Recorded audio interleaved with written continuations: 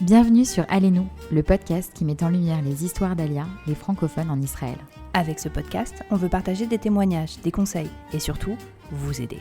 Que vous soyez en plein questionnement ou déjà en Israël.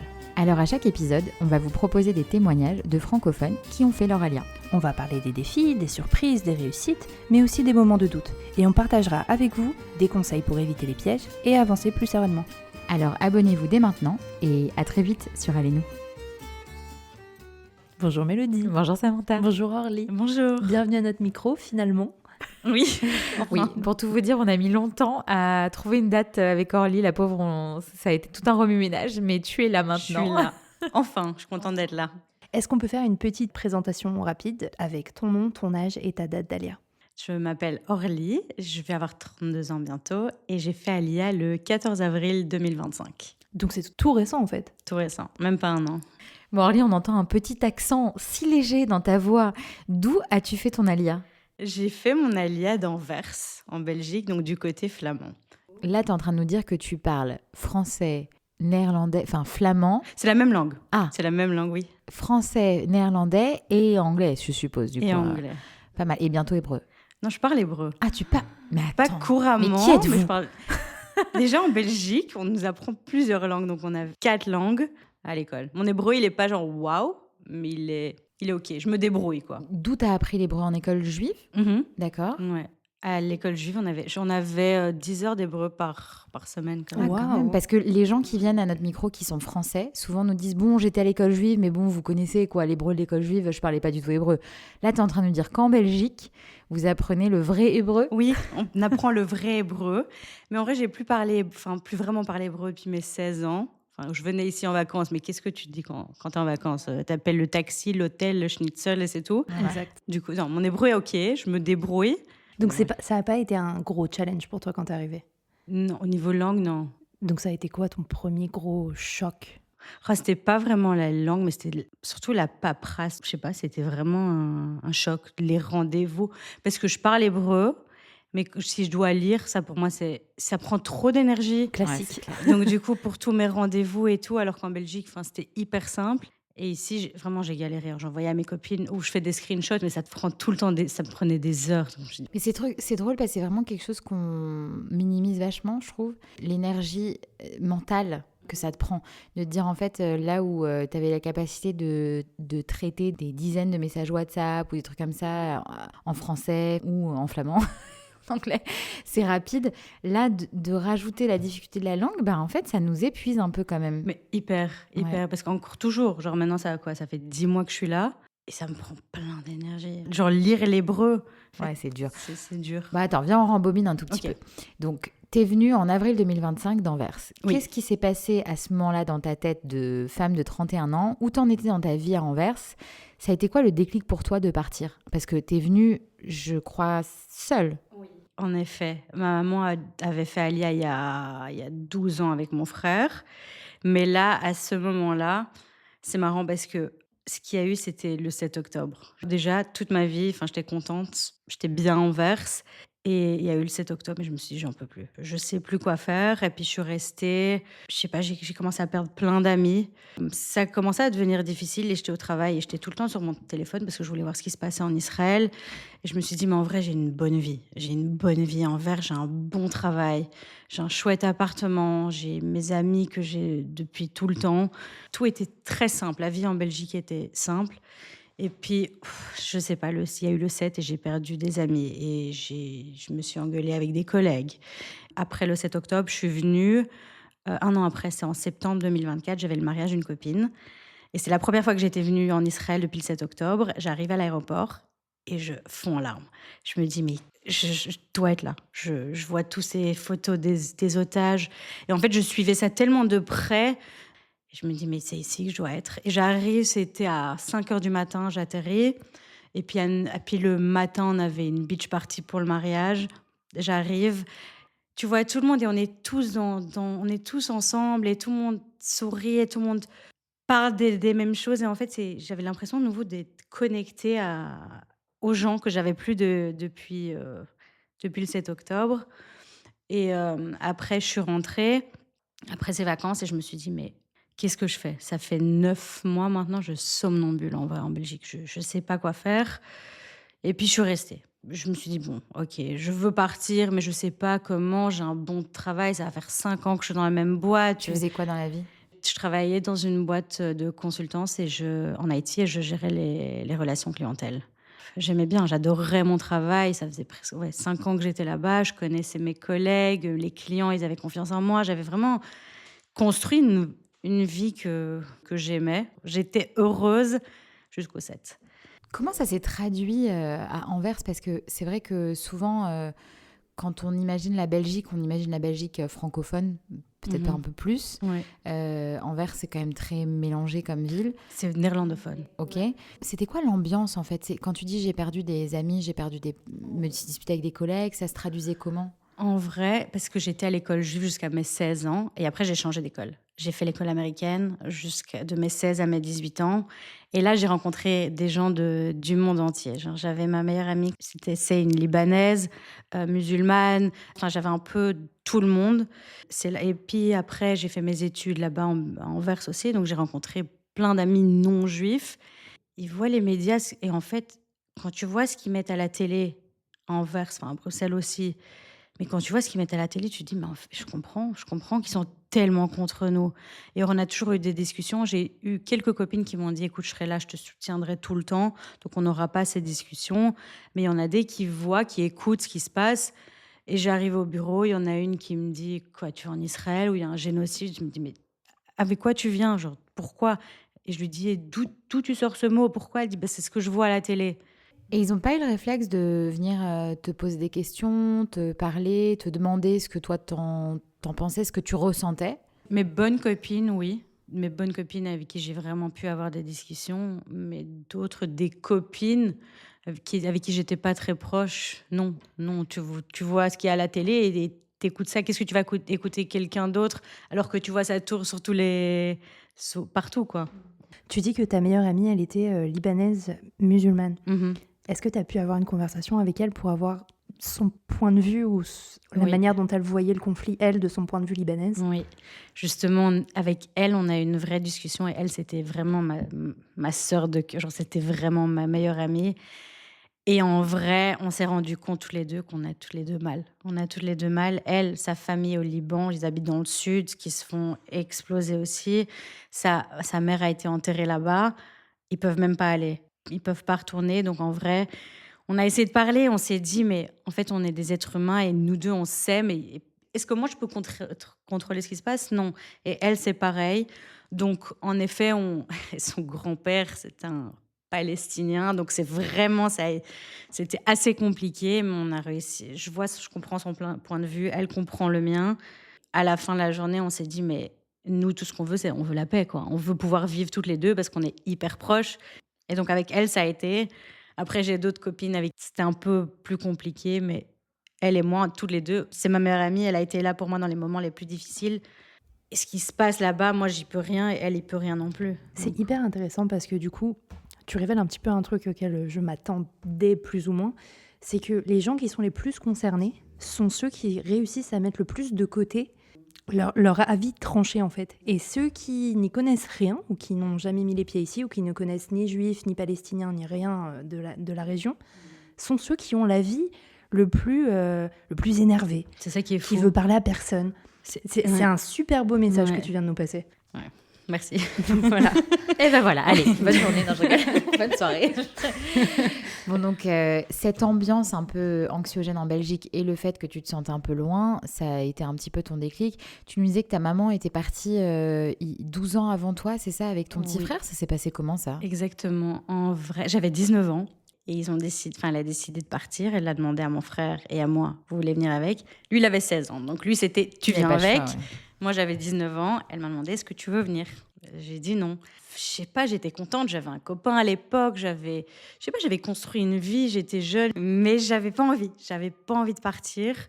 Et du coup, je suis restée. Et puis 12 ans plus tard, je me suis dit mais pourquoi? Est-ce que quand t'es restée, tu t'es dit éventuellement, je viendrai, je vous suivrai? Non, même Jamais. pas. Ouais. Jamais. Jusqu'au 7, J'étais vraiment la pure Belge qui s'est dit: «J'adore, j'ai un confort de malade, j'adore ma vie, j'adore aller en Israël» parce que je venais tout le temps. J'avais mes 2 grands-parents qui étaient ici aussi avant enfin, quand ils vivaient et puis, je venais chaque année. Mon père, il est né en Israël, c'est un Israélien donc j'adorais venir mais je me suis jamais dit: «Je vais aller en Israël». En plus ici, ils ont un autre comportement, genre ils sont un peu plus directs. Moi, je suis encore un peu européenne, je suis les règles, j'attends dans la queue, genre je dis merci, je suis très polie. Donc j'avais un peu de mal, je venais en vacances et quand je rentrais, je me suis dit: «OK, c'est génial, je vais revenir en vacances, mais je continue ma vie en Belgique». Et aujourd'hui, est-ce que tu vois la différence avec ton frère? Alors bien sûr, il a été élevé par des Belges, etc. Mais il est arrivé à un âge un peu jeune, il a dû peut-être faire l'armée, tu vois? Est-ce que tu peux nous parler un petit peu de ça? Il a fait l'armée, mais je vois il y a pas une tellement grande, Il s'est non. pas israélianisé là où toi t'es resté belge? Si, mais en vrai, le truc, c'est que ça fait même pas 1 an que je suis là et je me dis: «Tu sais quoi? Je suis quand même déjà un peu plus israélienne», donc je crois que ça va très vite tout ça, donc Du coup, le 7 octobre, il a été rappelé en Milouim ou pas, ton frère? il a pas été rappelé en Minouim. Ça, c'était, une peur, enfin, je crois qu'on a tous eu, mais il n'a pas été rappelé. Ça devait pas être évident d'être à distance de ta mère, enfin, tu sais, de ta famille comme ça. Ça, je me dis, c'est fou que autour de toi, ça ait pas été le truc prioritaire, tu vois, de dire est-ce que tes proches vont bien, est-ce que ta mère va bien, tu vois, est-ce que. Justement, donc ça a été, c'était le choc. En plus, j'ai des cousins qui habitent dans le sud, des cousins qui habitent très, très, très près de ce qui s'est passé et il y en a un qui est Shomer Shabbat, donc on n'a pas eu de nouvelles toute la journée. Donc on a été, très, très, très paniqués. Mais non, c'était horrible. Ce jour-là, je me suis dit: «Mais je suis pas avec eux, comment? Genre, comment c'est possible?» Je m'inquiétais toute la journée et puis pendant des semaines après, c'était encore toujours pareil parce que mon impression, c'est que quand on est à l'étranger, il y a une grosse différence. Moi, j'étais inquiète. Ma mère, elle était sortie le 8 octobre chez une amie qui habitait tout près et j'ai pété les plombs. J'ai dit: «Mais pourquoi? Pourquoi? Pourquoi tu sors?» Elle me dit: «Mais ici, on sait ce qui se passe, alors que quand tu es à l'étranger, tu es sur ton téléphone, tu es scotché, tu vois les images. C'est pas la même chose. C'est Ouais, pas la même chose». c'est vrai. Ouais. Alors, t'es arrivé en avril de l'année dernière. Oui. Ça veut dire que 2 mois après, t'as Oui. été accueilli avec les feux d'artifice iraniens. Oui, mais j'étais pas là. Ah, J'étais pas là. Donc j'avais déménagé, j'avais trouvé un appartement à Tel Aviv. J'avais emménagé. 2 semaines après, je devais rentrer en Belgique pour un mariage, le mariage de ma cousine. Donc j'avais pas le choix. Donc 2 jours avant ces feux d'artifice, je pars. Mais j'arrive à l'aéroport pour rentrer en Belgique et je pleure de nouveau. Parce que je venais de faire Alia et je voulais pas partir. Je voulais pas partir. Je me dis: «J'ai pas le choix, je vais tchic-tchac». J'ai pris un vol aller-retour 5 jours. 5 jours, j'avais une valise vide parce que j'ai plein d'affaires en Belgique encore. Donc j'avais pas d'habits, j'avais un pantalon, un t-shirt, un pull et je me suis dit: «OK, on va déjà voir». Et hop, à 5 heures du matin, c'est le 16 juin, je vais jamais oublier, il y a la police en Israël qui m'appelle, qui me dit: «Est-ce que ça va? Est-ce que tu es dans ton appartement?» Je leur dis: «Pourquoi?» Il dit: «Bah, ça a été touché juste ah à ouais? côté». Donc ouais, ça a été et ils savaient pas si j'étais là, si j'étais dans l'appartement. Ils arrivaient pas à ouvrir la porte et ils voulaient savoir si ça allait. Incroyable. Donc j'étais pas là, mais j'avais plus d'appartement. C'est Donc vrai, tout a non, été non, détruit? même il a été à cause du souffle. Ouais. Donc le plafond, les fenêtres, tout a explosé. Enfin, j'avais perdu le micro, enfin tout était explosé. Et ça faisait 2 semaines que j'avais emménagé, j'avais tout été nouveau. J'avais investi tout. Quand je pars, je me suis dit: «Tu sais quoi? Tu déménages, tu vas devoir mettre de l'argent tu vas devoir investir dans des nouvelles choses, vas-y». Donc j'ai investi un nouveau canapé, un nouveau truc, hop, explose. Donc il m'appelle à 5 heures du matin pour me demander si ça va et du coup, Mais t'es il dit comment, toi, à ce moment-là? Tu reçois l'appel, qu'est-ce qui se passe dans j'étais ta en tête? choc. J'étais en choc parce que j'avais le mariage de ma cousine la veille. Le problème, c'est que je l'attendais ce coup de fil. Je sais pas pourquoi, j'avais peur d'avoir la malchance, mais je me suis dit: «Peut-être que je vais avoir ce coup de fil» et je l'ai eu. Je me suis dit: «Oh là là là là, c'est pas possible. Comment je vais faire?» Parce que j'avais plus d'appartement en Belgique. Enfin, j'ai encore ma famille, mais j'avais mis mon appartement sur le marché, donc c'est pas que je pouvais rentrer, être chez moi. J'étais enfin, dans les valises et chez mon père, chez ma tante et tout. Je fais quoi? Je veux rentrer en Israël. C'est la guerre, mais je veux rentrer.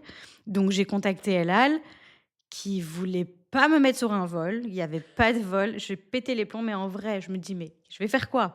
Parce que je vais rester en Belgique, je vais devenir folle. Je vais en Israël, c'est la guerre, mais je veux être avec j'avais envie d'être là avec mon peuple, mais mon appartement il était donc j'appelle la proprio, elle me dit, OK, on va faire en sorte, ça va aller vite, ça va aller vite, ça va aller vite. Donc ils commencent à réparer et après 3 semaines, ils me disent, OK, c'est bon, tu peux revenir, book ton vol. Ah, ça va. Bah, t'es quand même J'ai resté. booké mon vol, c'était pas réparé. Ah, c'était pas réparé. C'était pas réparé. Donc, Alors attends. Tu prends ton vol. ouais. T'arrives, tu crois que c'est réparé. Oui, T'ouvres la porte. j'ouvre la porte. Tu vois quoi?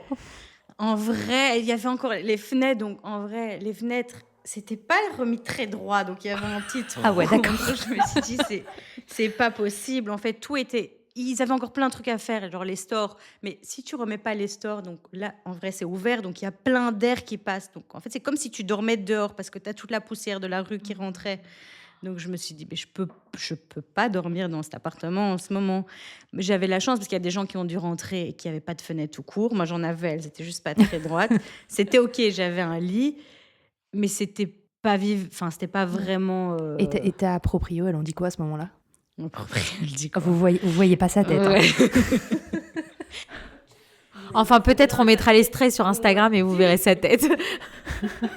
Je sais pas, ça m'a tellement choquée. Elle m'a dit, tu dois juste nettoyer un petit peu, t'inquiète, il n'y a pas de problème, j'en mets les draps. Bon, OK. Donc, j'ai trouvé où dormir pendant encore une semaine ou 2.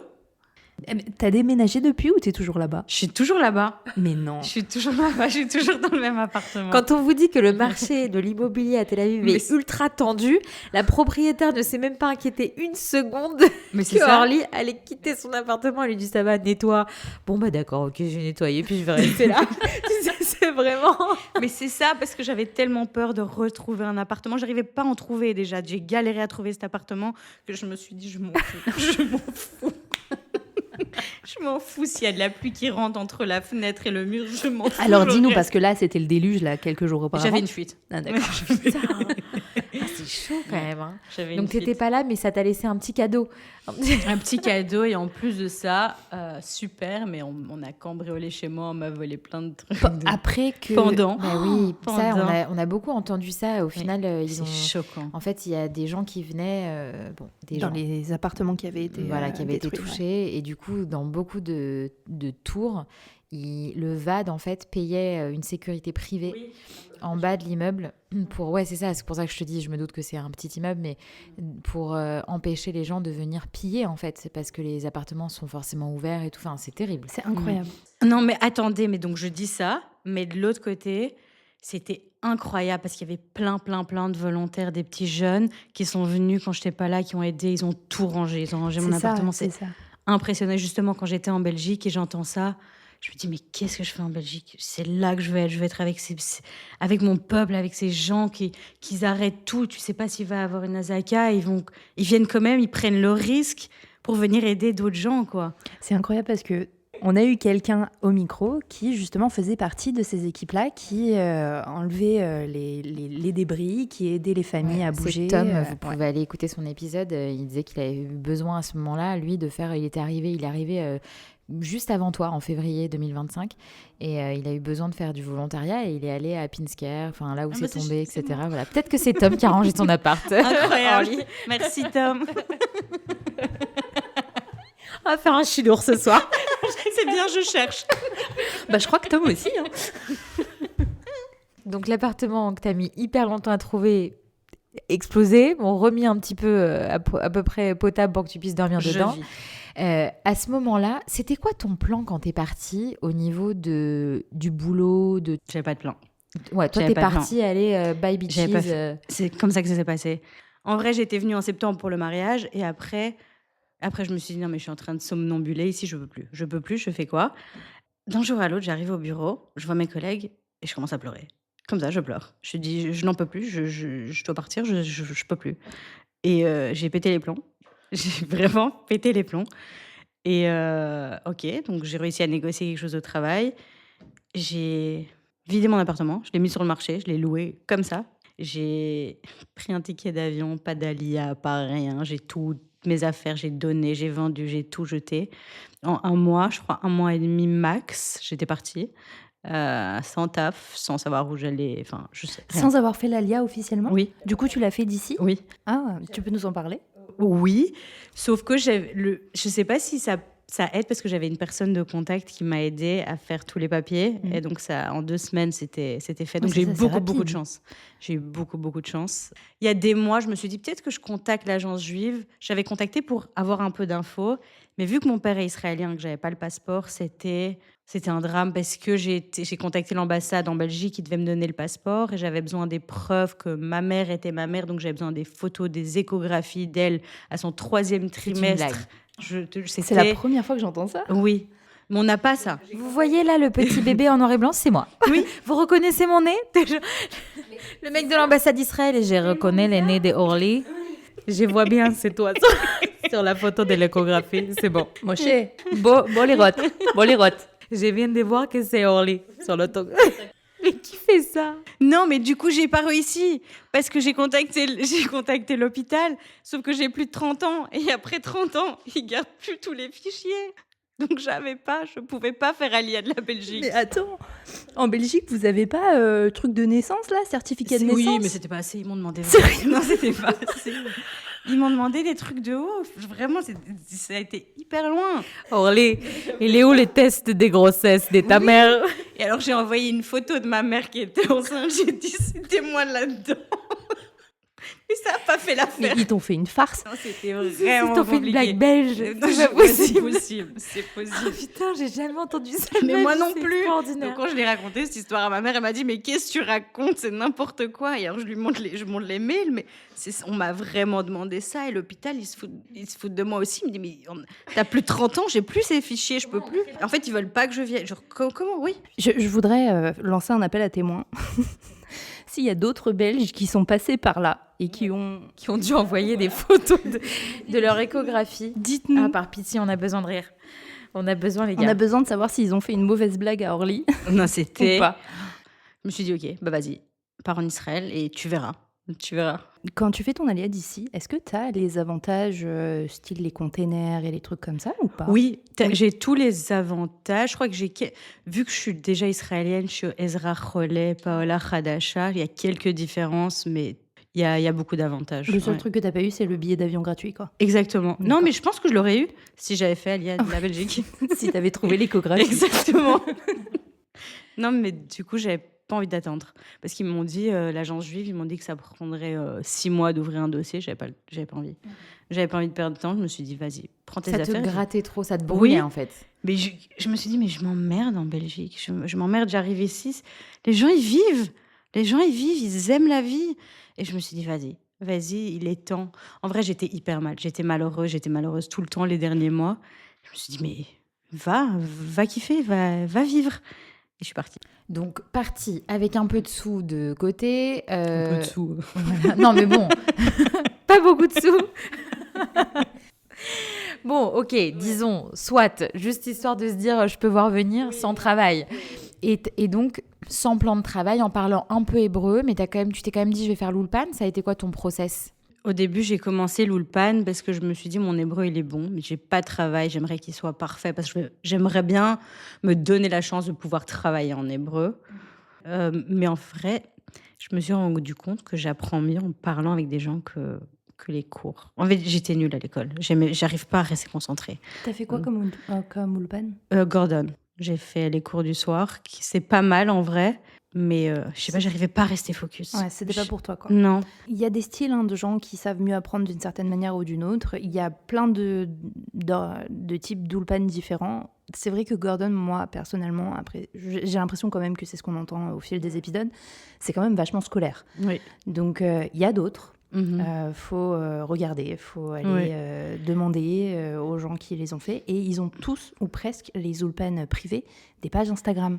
C'est ce que je me suis dit, je vais peut-être faire ça. Parce que Gordon, il y a plein de gens qui sont super contents, mais moi, ça me convient pas. Parce que déjà, à l'école aussi, j'étais pas quelqu'un qui arrivait à étudier. Vraiment, déjà, je n'arrive pas. J'aime bien parler, j'aime bien être là, j'aime bien écouter. Là, j'essaye de regarder la télé en hébreu, je mets les nouvelles.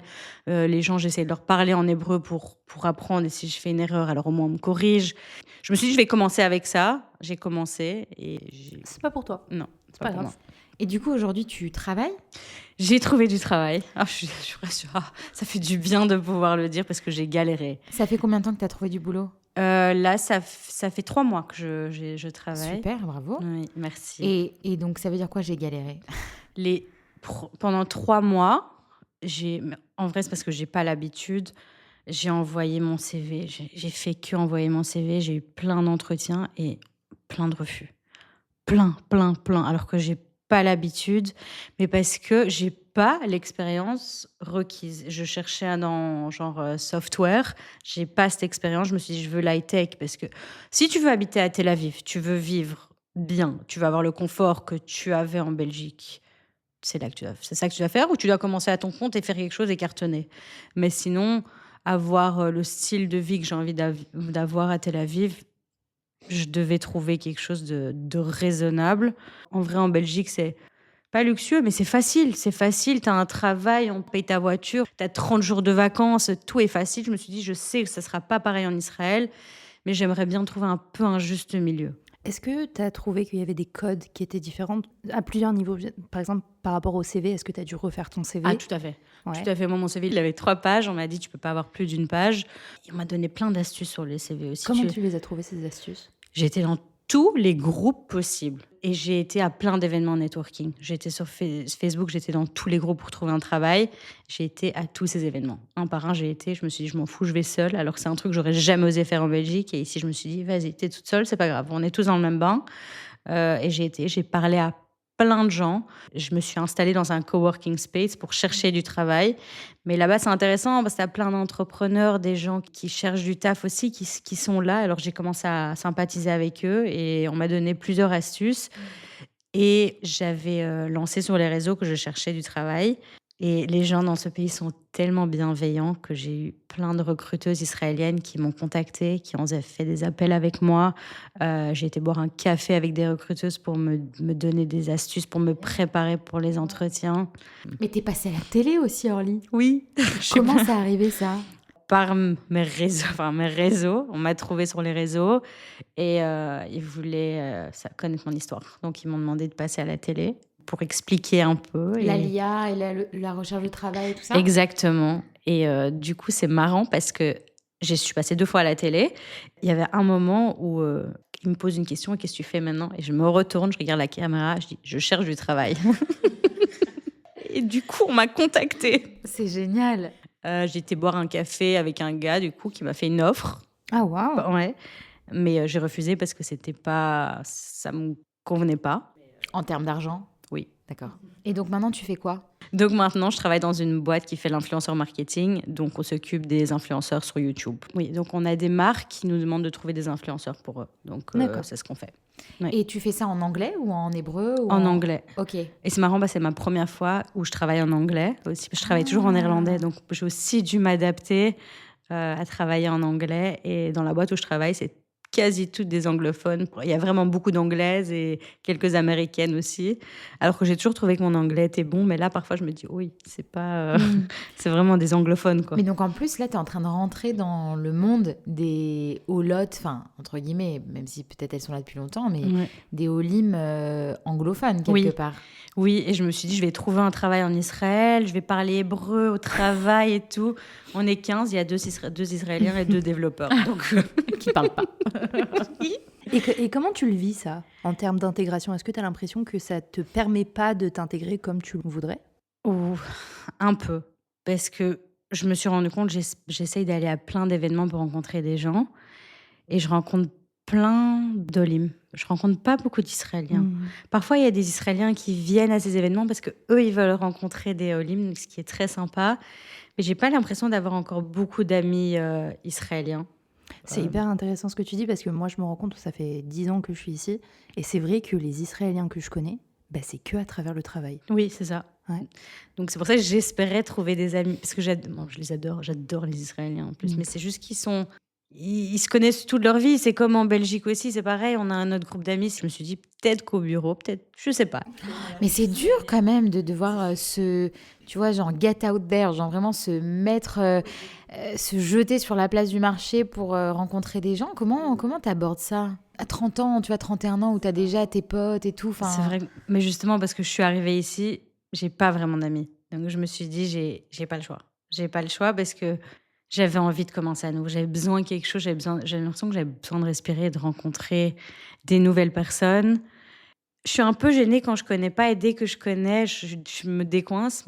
Et puis là, maintenant, je suis arrivée en Israël, je me suis dit, vas-y, tu as choisi cette nouvelle vie, tu as choisi de commencer à zéro, vas-y, vas-y. Donc, j'ai commencé à aller à des événements. J'ai rencontré une personne qui m'a présenté à une autre personne. J'ai été à un autre événement où j'ai rencontré d'autres personnes. Et j'arrive là-bas, au début, je suis seule, donc j'ai un peu peur, je suis gênée, je suis un peu dans mon coin. Et après, je me dis, mais c'est pas grave. Et les gens, ils te jugeront quoi qu'il est là. J'ai l'impression que ici, les gens, ils ont envie pareil. Ils ont envie de rencontrer des gens et commencer à nouveau. Et donc, je me sens moins jugée. J'ai l'impression que tout le monde veut faire pareil. Et est-ce que tu sens que les liens, ils sont réels? Tu vois ce que je veux dire? Parce que parfois, quand tu peux aller à des événements, tu rencontres 20 personnes. Et on parlait aussi des Israéliens ou même d'autres on fait vite des Shabbats ensemble, c'est très communautaire, etc. Est-ce que tu sens que c'est du vrai lien? C'est du vrai lien.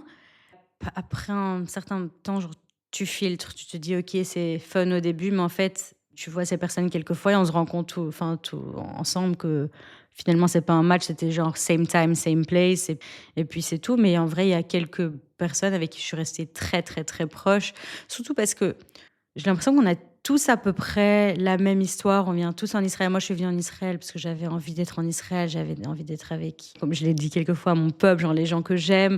Et il y a quelques gens qui c'est pareil. Tu es ici, tu te sens à la maison. Et on est tous un peu dans le même bain. Donc, déjà, ça crée un lien. Ça crée déjà un lien qui est différent des autres.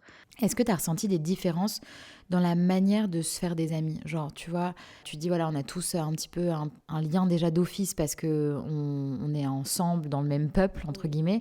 Est-ce que ça, c'est différent de la Orly qui était à Anvers, tu vois? 1000%. En fait, c'est très drôle que tu poses la question, mais en fait, j'ai l'impression que je suis une autre Orly. Genre, je suis pas la même personne. Les 31 ans que j'avais en Belgique et maintenant, je suis pas la même. J'avais mes amis, et c'est pas que je rencontrais vraiment beaucoup de gens, j'avais pas spécialement l'envie non plus. Je sais pas, je restais dans ma zone de confort. Et ici, depuis que je suis là, par exemple, j'allais pas sur les applications pour rencontrer les gens, pour rencontrer quelqu'un, alors qu'en Belgique, c'était pas moi. Et puis je suis ici, je me dis, je sais pas qui, je me reconnais pas. Je me reconnais pas. J'adore rencontrer les gens. Là, je me suis mise sur les applications, je me suis dit, vas-y, kiffe ta vie, rencontre des gens, fais-toi des amis, sors. Alors qu'avant, en rentrant du travail, je restais chez moi. Alors, je voulais rien faire. Maintenant, j'essaye de sortir. Je me suis promise un soir à la maison où je fais rien. Et les autres soirs, j'essaye de sortir. Où j'écoute la brise passer par la fenêtre cassée. Oui, je la sens surtout. Bon, t'as dit le mot magique. Ah, c'est clair. On trépine là. T'as dit application de rencontre. On va parler date, Orly. Okay. Dis-nous tout, Orly. Raconte-nous en vrai, comment ça se passe. Il n'y a pas grand-chose à dire parce que j'ai l'impression que je ne le trouve pas ici non plus. Donc, Et comment ça se passe, les applis en Israël? Tu rencontres des Israéliens, des étrangers? C'est quoi le pattern? Ah non, en vrai, je suis vraiment à la recherche d'un Israélien. Ah, pourquoi? Ouais. Déjà, j'aime bien. Et le fait déjà qu'ils ont tous été à l'armée, déjà, je trouve ça, pour moi, c'est incroyable. Genre, vraiment, tu vas pour défendre ton pays. Je trouve ça... Waouh, bon, il y a beaucoup d'olim aussi, hein, je dis ça, je dis rien, mais... Je crois qu'ils le savent, hein, les Israéliens. Ouais, je crois qu'ils le savent et qu'ils en jouent. C'est un petit problème, ouais. Mais non, israélien, pas israélien, mais j'aime bien. J'ai toujours aimé... je sais pas, ils sont un peu plus directs et tout. Donc tu matches sur les applis? Oui. Et comment ça se passe alors? Tu fais des dates? Raconte-nous tes dates. Non, mais en vrai, c'est... Je sais pas où le trouver parce qu'il est toujours pas là, mais toujours pas là. il est toujours pas là. je sais Julie, pas. qu'on a eu dans un épisode précédent, nous disait de toute manière, mon futur mari, soit il est déjà mort au combat. Mais oui, donc ça c'est aussi peut-être un problème. Peut-être que je devrais pas chercher un Israélien parce qu'ils sont tous at spontanite. Comme ça, c'est tout ce qu'ils disent. Non, je suis pas spontanite aussi. Ils demandent tous. Je parle ton numéro, ça te dit on s'appelle. Mais non, je te connais. Pour moi, ça c'est un gros choc. Pourquoi tu veux m'appeler direct, on se connaît pas encore, alors que pour eux c'est très normal. J'ai l'impression qu'ils le font tous ici, enfin, et moi pas. Donc je sais pas encore quoi dire. Donc j'ai eu quelques appels et je suis gênée. Donc je sais même pas quoi dire. Mais ça veut dire... Attends, c'est hyper intéressant. Attends, c'est-à-dire, tu matches avec le mec, tu parles genre 2 secondes. Quelques messages, Ok, oui. et il te dit, donne-moi ton numéro. Oui. Non, en vrai, parce que je suis très nulle avec les applis, donc je réponds 2 jours après. Ok. Donc je lui dis, je suis désolée. Enfin, j'ai pas les notifications et c'est par moment. Parfois, je me dis, ok, vas-y, je vais rencontrer quelqu'un, donc je me mets. Et après, je sais pas, je suis tellement occupée que je vais pas aller voir parce que. Et après, je retourne et puis 2 jours après, je lui réponds. Donc il m'a dit, vas-y, viens, bouge de là, donne-moi ton numéro. Et alors, je donne mon numéro et on envoie quelques messages et dit, on s'appelle. Et donc, j'ai eu quelques coups de fil, mais c'est gênant. Genre, c'est hyper gênant. Et l'autre jour, c'était Shalom, mamie. Je fais, oh non, mais je peux pas. Donc, ça me met hyper mal à l'aise en plus. Je comprends, tu sais, que tu rigoles, mais je suis toujours un peu choquée quand on m'appelle genre Motek Mais oui. ou mamie et tout. Ça m'est arrivé genre encore avant-hier au souk. J'étais avec mon mari maintenant, hein, tu vois, genre on prend un café et le mec il nous demande d'où on vient et tout, et donc on commence à papoter, hyper gentil, il nous parle de, je sais pas, bref, de sa vie et tout. Et à la fin il me dit genre bonne journée Motek, et j'ai eu un petit genre, tu vois, un petit Mais oui, excusez-moi, ça reste on n'a pas élevé ouais. les cochons ensemble, monsieur. Non, mais je comprends. Donc, pour moi, je sais pas, c'est un peu bizarre. Ouais, C'est il y a une vraie bizarre. familiarité en fait, mais c'est pas. Ils pensent pas à mal, ils pensent pas Non, je du sais. tout. Mais justement, je dois encore m'habituer. Je dois m'habituer. Ouais, je suis encore trop nouvelle là-dedans. C'est ça la chutzpah en fait. Et puis c'est une grande famille. On est tous cousins, mais très très très éloignés. C'est bon, on peut y aller. Et du coup, t'as déjà eu des dates avec des Israéliens? Oui. Alors, Toujours rien. Toujours rien. Et ça reste au premier date et ça le fait pas. Et non. bon, Orly, Donc, tu recherches quoi concrètement? grand, Mhm. safe, et c'est tout. D'accord, Ouais, t'es pas très compliqué Il y a pour pas l'instant. beaucoup plus âgé que moi. D'accord. Je sais pas, j'aime bien quand ils sont foncés en vrai. Donc il peut trashquer mes foncés. Donc Très bien. ouais. Non, en vrai, il peut trashquer tout court. C'est Bon, en vrai, elle va juste chercher grand, ça va lui aller. normal. Je sais pas les fous sur les. Je sais pas, j'ai reçu plein de messages des gens, j'ai l'impression qu'ils sont tarés, les gars. Donc normal. Un gars posé, très famille, entrepreneur, bosseur. Qui a fait l'armée? Pas C'est un obligé, plus. mais c'est un petit bon plus. plus. S'il y a l'uniforme dans Mais l'armoire, s'il c'est a un fait plus. l'armée en étant cuisinier. Oh, jackpot. Putain, moi, je pensais sortir un truc pourri, tu sais. Ah non, parce que j'aime pas cuisiner. Voilà. Mais messieurs, Voilà. Donc, si vous êtes grand, que vous avez fait l'armée en tant que cuisinier, n'hésitez pas à nous envoyer un message sur Instagram. Nous transférons à Orly. Nous pouvons nous arranger pour avoir notre place au Gan Eden. Merci bien. Bon, donc là, ça fait 10 mois que t'es là. On s'approche du petit bilan des 1 an, là. Doucement, doucement. Mhm. Tu regrettes pas d'être venue? Ah non, je regrette de ne pas être venue plus tôt. Et c'est marrant parce que j'étais avec des copines aussi. Je me suis dit, je me donne 1 an. Je me donne 1 an. Si je fais un essai. Si ça va pas, je reviens. C'est pour ça que j'ai gardé mon appartement en Belgique. Je me suis dit, je vais pas le vendre, je vais le garder. On ne sait jamais. Et là, au plus j'approche les 1 an, au plus je me dis, mais pourquoi je pensais même essayer? Pour moi, c'est une évidence, même que la vie est pas facile. Et comme j'ai dit, je somnambulais, je respirais, je sais pas, je vivais plus. Et là, j'ai l'impression, je respire, je vais au travail avec mon petit sac à dos, alors que d'habitude, j'étais avec ma bagnole et mon sac. Et maintenant, je me dis, mon petit sac à dos, j'ai le sourire comme ça. Non, je suis hyper bien. Je suis vraiment bien. Il y a pas mal de parents de grands qui nous écoutent aussi. Et c'est un choix difficile à faire quand tu as un enfant qui est majeur. Et c'est tout à l'honneur de ta maman d'avoir posé la question, d'avoir dit est-ce que tu veux venir, t'es majeur, c'est toi qui décides pour toi. Mais il y a d'autres parents qui se disent en fait, à un moment, on prend nos enfants, on leur laisse pas le choix. Enfin, tu vois, c'est un peu difficile quand même comme position. Oui, mais comment tu dis ça à quelqu'un qui est majeur, qui a 19 ans? Quand je dis non, c'est non. Enfin, je veux dire, on pouvait faire ce qu'on voulait, majeur, vacciné, si je veux pas, je veux pas. Je kiffe, j'avais envie de rester en Belgique, quoi. À Donc, 19 ans, tu avais commencé tes études, tu avais commencé un processus?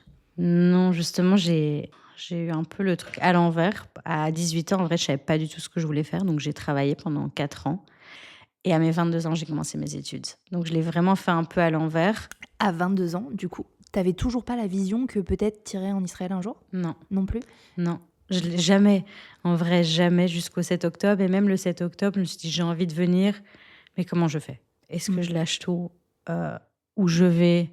Est-ce que je vais gagner de l'argent?» Parce que tout le monde me parle d'Israël et galérer, je veux dire, non. Je me suis dit: «Je suis bien en Israël quand je viens pour, bah, kiffer». Tu es en vacances, tu vas à la plage, tu manges ton schnitzel et tout va bien, tu bronzes et après tu rentres, tu as ta routine et donc non. En vrai, je me suis jamais dit que je viendrais en Israël. Je me suis dit: «Peut-être plus tard, à la retraite, who knows?» Mais maintenant, ta perspective, donc tu t'es pris la claque du 7. Ouais. Et encore, tu t'es pris la claque de ton corps, en fait, et qui a décidé pour toi de te Ouais. faire craquer physiquement, de Ouais. dire, en fait, je peux plus, je respire plus, Ouais. j'ai besoin de partir. Toutes tes inquiétudes initiales de la vie qui est dure, la vie qui est chère, pas gagner d'argent, pas avoir son confort, t'en es où là aujourd'hui? Parce que t'es quand même dans un appart, on a beaucoup rigolé, mais c'est la vérité, un appart qui est un peu endommagé, dans un boulot qui paye peut-être moins que ce que tu avais en Belgique, qui n'était pas le job de la tech dont tu rêvais, t'as pas encore trouvé l'homme de ta vie, bientôt si Dieu veut, je te le souhaite. Mais du coup, ton état d'esprit, il est comment là? En vrai, je galère encore un peu parce que c'est pas facile. Comme tu dis, c'est pas facile. L'appartement même, il est tout petit. Genre, c'est pas ce que j'ai pas l'habitude de ça. Je gagne en effet pas autant que ce que je gagnais en Belgique. Mon confort, genre, ça me manque. Mais ce que j'avais en Belgique, j'étais hyper matérialiste. Genre, tout, j'avais envie des nouveaux trucs les plus chers, des nouveaux habits, les trucs les plus chers. Ici, je m'en, je m'en fous. Ça m'emmerde un petit peu. Parfois, je me dis, mais je vis dans un tout petit appartement. Je n'ai même pas de sèche-linge. Ça, c'est ma plus grosse galère. Mais c'est pas grave. C'est pas grave parce que j'ai tellement d'autres choses que j'avais pas en Belgique. Genre le sourire que j'ai le matin en me levant et quand je vais aller prendre mon café et qu'ils me disent Boker Tov, le vendredi Shabbat Shalom, Chag Sameach, ça vaut de l'or. Ça vaut vraiment de l'or. C'est drôle parce que on a commencé à aller, nous, avec Sam, sur le principe de se dire, en fait, on a besoin de comprendre qu'est-ce qui fait qu'on vient, qu'est-ce qui fait qu'on reste, alors qu'on est tout le temps en train de dire « Ah, c'est galère, ah, c'est truc, mais bon, on est bien quand même ». Et c'est tellement antinomique que, tu vois, on avait besoin d'écouter une tonne de gens raconter ça pour se dire « On va à un moment arriver à toucher quelque chose ». Et en fait, en t'entendant parler, en te regardant, j'ai l'impression que il y a une sorte de high. Oui. Tu vois ce que je veux dire? Ouais. Comme de drogue, en fait. Mais oui. D'effet un peu high.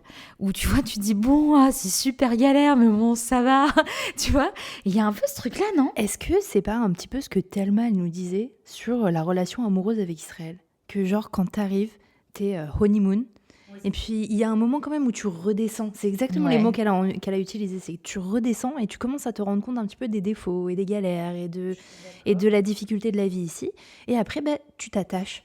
Ouais, et tu peux dis, il y a de l'amour partir. et tu peux, c'est ça, et tu travailles pour que ça fonctionne, en fait. Mais c'est ce que tout le monde me dit, t'es vraiment dans ta honeymoon, parce que quoi qu'il arrive, moi, je me dis, ok, chill, c'est pas grave, j'aime, je suis heureuse ici, mon appartement a explosé, c'est pas grave, je reste. Genre, c'est vraiment plein de trucs comme ça, je m'en fous, je gagne pas ma vie, c'est pas grave, je paye 40 shekels le café, c'est pas grave, genre, tout va bien.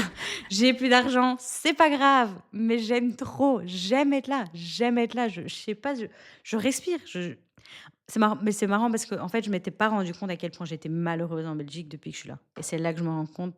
C'est ça, être heureux. J'avais oublié ce sentiment. Et c'est juste parce que je suis entourée de gens avec qui j'ai envie d'être et me sentir à la maison, en vrai. Ouais. Et il y a un sentiment aussi de liberté quelque part, tu vois. Moi, je sais que j'ai fait mon allié il n'y a pas très longtemps non plus, tu vois, donc ça me parle tout à fait ce que tu dis.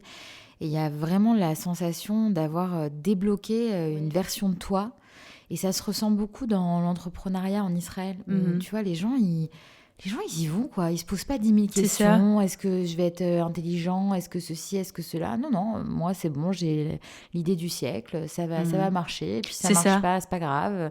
Et ça, c'est la culture, en fait. Hein. Il y a vraiment ce truc de Ouais. se On essaye, sentir on verra. exister, Ouais. vivre, Mhm. tu vois, libre un peu, d'y aller au bout. Bah, ici, l'échec est mieux reconnu que le succès.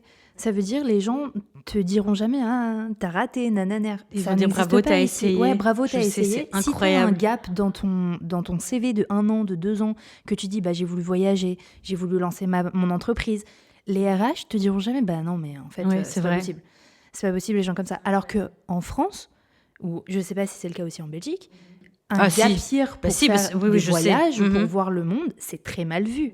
Ouais, ouais. C'est très, très mal vu. Non, c'est incroyable. Non, c'est vrai, c'est comme la LIA. Ici, tu dis à un Israélien, je viens de déménager en Israël. Ils sont bouche bée, tous. Ils comprennent pas. Ils disent waouh, bravo, bien joué. Pourquoi tu lâches ton confort? Pourquoi tu vas essayer autre chose? Alors qu'ici, ils sont tous impressionnés, quoi. Donc, non, c'est incroyable. Non, et en vrai aussi, comme tu as dit, tu te sens plus libre. Enfin, en Belgique, c'est marrant, c'est un bête petit détail, mais depuis des années, j'écoute la musique en hébreu tout le temps, tout le temps. Dans ma voiture, je la mets à fond et dès que je passe des quartiers, je baisse le son, tout le temps. Et ici, je me dis, mais je fais que ça, et je me sens tellement libre parce que je sais que je peux mettre le son à fond et j'ai pas peur. Je me sens. Mieux que ça, les gens dans la rue, ils danseront Mais avec oui, toi. je sais, c'est génial, c'est vrai en plus.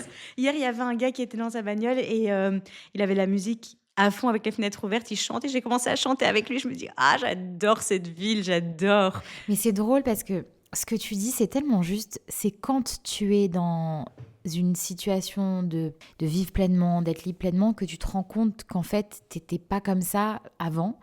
Et on a interviewé Samuel Madar, qui est un grand défenseur de la communauté juive, d'Israël, etc., Un qui est Français encore français, Ah qui ouais, est ok. encore en France. Et il racontait que quand il était venu à Tel Aviv après le 7 octobre, il était venu en voyage avec sa femme et il parlait dans un café tout doucement. Il parlait de Gaza comme ça avec sa femme. Et le serveur, qui était francophone, lui a dit non mais c'est bon, enfin ici vous pouvez parler hein, normalement. Et il s'est rendu compte tu vois, en fait du mécanisme de protection, du fait de se cacher un petit peu de qui on est, tu vois, qui est automatique en fait, qu'on ne conscientise même pas quand on n'est pas là en fait. Et ici d'avoir, en fait, moi je dis tout le temps que j'ai l'impression d'être complète, qu'il y avait une partie de moi qui était un petit peu en dessous, qui existait à l'intérieur mais pas de manière extérieure, et que là en fait tu peux être toi à 100%, toutes les facettes de toi elles existent en fait. Ouais, c'est exactement mais ça. Nous, quand on était à Paris, il fallait fermer la fenêtre quand on faisait le kidouche.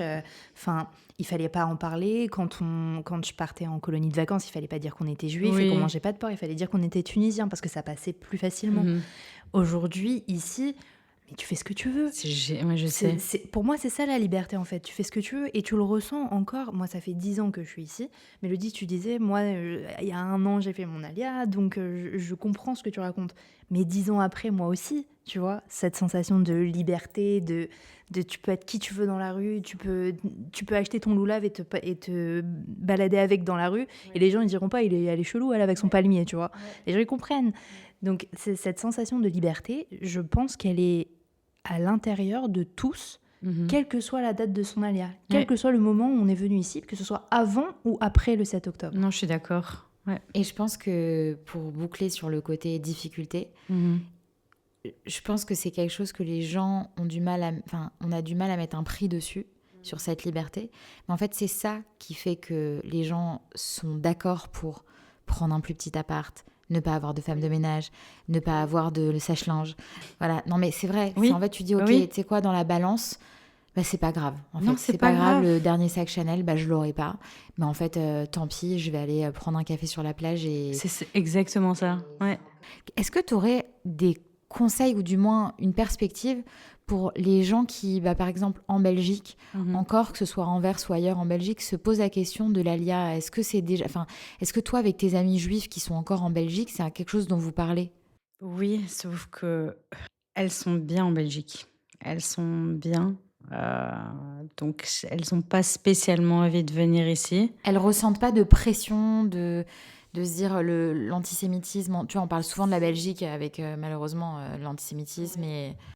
Oui, elles le sentent, mais alors je pense qu'elles iront peut-être ailleurs parce qu'en effet, c'est pas pour tout le monde. C'est pas pour tout le monde, c'est pas facile. Faut vraiment vouloir. Moi, elle voit à quel point je suis heureuse, genre elle me demande: «Viens quand tu viens nous visiter», et ça fait donc depuis juin, depuis la guerre, je suis pas rentrée, je veux pas rentrer. Je leur dis: «Je sais pas, je j'ai pas de date, je compte pas rentrer, vous me manquez, mais je veux pas rentrer». Je veux pas parce que je pense que j'ai eu un tellement gros dégoût de ce qui s'est passé avant que je parte, genre niveau antisémitisme. Mais j'ai pas le choix, je dois parce que j'ai encore une grand-mère là-bas, j'ai la famille, il faut que je rentre, je dois passer, faire un aller-retour. Mais j'ai pas envie de rentrer. Surtout parce que j'ai été traumatisée d'être bloquée pendant la guerre. J'ai pas envie de fou que ça me non, je peux pas. Bah, Je peux dis-nous si pas. tu prends des billets, comme ça on sait à peu près quand est-ce qu'ils vont attaquer. Du coup, C'est ce que si tout tu le as monde me prévu dit de en partir plus. d'Israël, tu nous appelles, comme ça on prépare nos mamades. Vous avez un mamad. C'est vrai. Attends, plus sérieusement, c'est super intéressant parce que tu dis rentrer. Pour toi, la maison, c'est encore la Belgique ou c'est ici? C'est une bonne question parce qu'en plus, j'en parle tout le temps parce que je suis belge, je me sens pas belge. Je suis israélienne maintenant, je me sens pas israélienne. Que je dis rentrer parce que j'ai grandi en Belgique, mais Israël, c'est la maison. Mais je rentre parce que je rentre voir ma famille, je rentre voir mes amis. Mais je pense que je me sentirais un peu touriste de nouveau parce que déjà, j'ai plus ma stabilité, j'ai plus mon chez moi. Donc, j'ai plus de voiture non plus, donc je vais pas pouvoir me déplacer comme je le faisais. J'ai pas mon appartement, donc si je vais, ça sera de nouveau, dans les valises, quoi, soit de chez mon père, soit de chez ma tante, alors qu'ici, maintenant, enfin, j'ai ma stabilité, quoi. Donc, non, ici, c'est la maison. Merci Arlie. Merci. Merci à vous.